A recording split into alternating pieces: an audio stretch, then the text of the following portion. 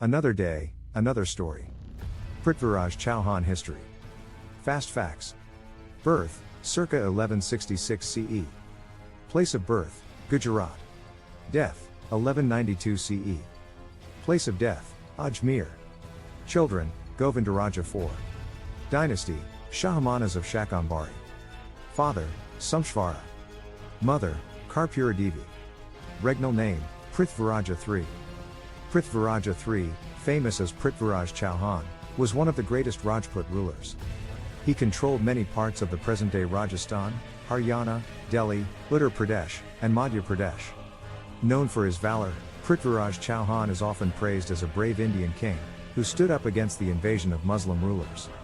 He is widely known as a warrior king and is credited for resisting the Muslim invaders with all his might. His defeat at the Second Battle of Tarain, 1192, is considered as a key moment in the history of India as it opened the gates for Muslim invaders to rule the northern parts of India. Childhood and early life.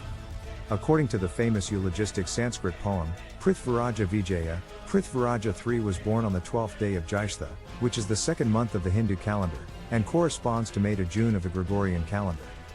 Prithviraja Vijaya does not talk about the exact year of his birth. However, it does talk about certain planetary positions at the time of Prithviraj's birth. The description of these planetary positions later helped Indian Indologist Asharata Sharma to calculate the year of Prithviraj's birth, which is believed to be 1166 CE. He was born to the Chauhan king Samshvara and his queen, Karpura Devi, in the present-day Gujarat. According to Prithviraja Vijaya, Prithviraj Chauhan had mastered as many as 6 languages.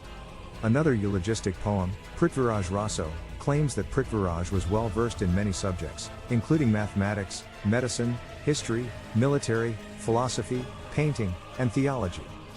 Both Prithviraj Raso and Prithviraja Vijaya state that Prithviraj was well versed in archery as well.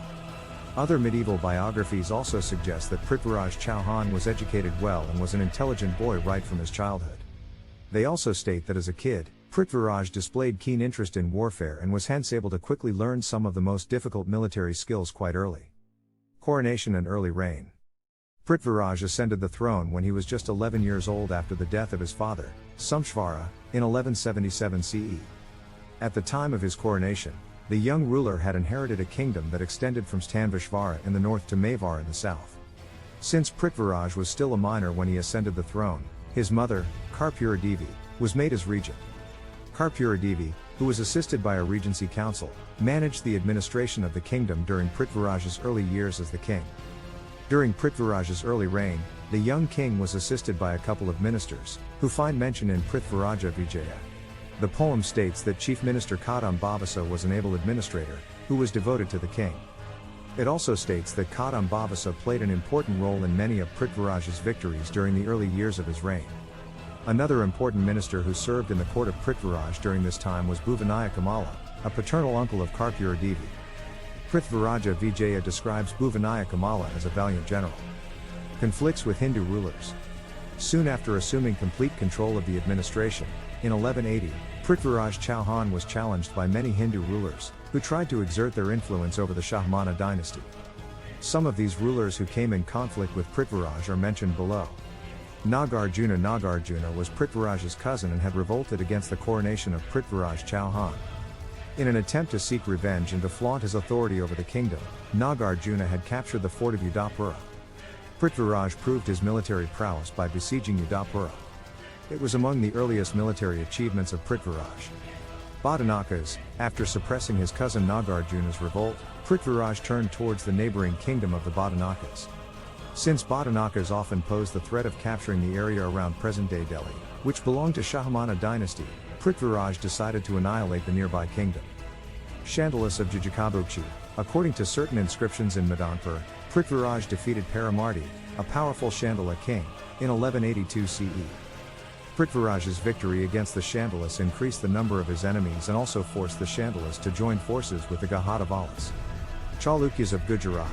Though the conflict between Prithviraj's kingdom and the Chalukyas of Gujarat finds mention in history, many references made in Prithviraj Raso seem to be unreliable, given the exaggerated nature of the poem. However, a few reliable sources do mention about a peace treaty between Bhima II of the Chalukyas and Prithviraj Chauhan, which implies that the two kingdoms were at war. Gahadavallas of Kanauj, according to a popular legend from Prithviraja Vijaya, Ain Iyak Bari, and Surjana Charita, Prithviraj Chauhan came in conflict with another powerful king, Jayachandra, who ruled the Gahadavala kingdom. The legend has it that Prithviraj eloped with Jayachandra's daughter Samyukta, in a rather dramatic manner. Since the incident is mentioned in 3 reliable sources, historians R.B. Singh and Dasharatha Sharma say that there might be some truth in the story, though it is largely viewed as a mere legend. Battles of Tarain. A massive territory to the west of the Shahamana dynasty was ruled by Muhammad of Ghor, who wanted to expand his empire towards the east. In order to do so, Muhammad of Ghor had to defeat Prithviraj Chauhan, and hence, he waged a war against the Shahamanas. Though many legends claim that Prithviraj and Muhammad of Ghor fought many battles, historians confirm that at least 2 battles were fought between the two. Since they were fought near the town of Tarain, they later came to be known as Battles of Tarain. The First Battle of Tarain. Around 1190 to 1191 CE, Muhammad of Ghor captured Tabarhinda, which belonged to the Shahamana dynasty. Upon learning about the invasion, Prithviraj marched towards Tabarhinda. Both the armies met at a place called Tarain. This battle is called the First Battle of Tarain, in which Prithviraj's army defeated the Gurids. However, Muhammad of Ghor could not be captured as he managed to escape with some of his men. The Second Battle of Tarain. When Muhammad of Ghor returned to avenge his defeat, most of the Rajput allies had left Prithviraj, because of his conflicts with Hindu rulers. However, Prithviraj still managed to put up a good fight as he had an impressive army. According to several sources, Prithviraj's camp was attacked at night after Muhammad of Ghor had managed to deceive Prithviraj's army. This enabled Muhammad of Ghor to defeat Prithviraj's forces and capture Ajmer, the capital of Shahamanas. Death. After capturing Prithviraj Chauhan, Muhammad of Ghor reinstated him as a Ghurid vassal. This theory is supported by the fact that coins issued by Prithviraj after the Battle of Tarain had his own name on one side and Muhammad's name on the other. According to several sources, Prithviraj was later killed by Muhammad of Ghor for treason. However, the exact nature of the treason differs from one source to another. Prabandha Chintamani, a 14th century Jain scholar named Muryatunga, has stated in his Prabandha Chintamani that Prithviraj was beheaded when Muhammad came across some of the paintings housed in the Shahamana gallery. Muhammad of Ghor was enraged after seeing the paintings, which depicted Muslims being killed by pigs. Prithviraja Prabandha. According to Prithviraja Prabandha, Prithviraj was kept in a building that faced the court, which was now occupied by Muhammad. Prithviraj made secret plans to kill Muhammad and hence asked his minister Pratapasama to supply him with a bow and arrows.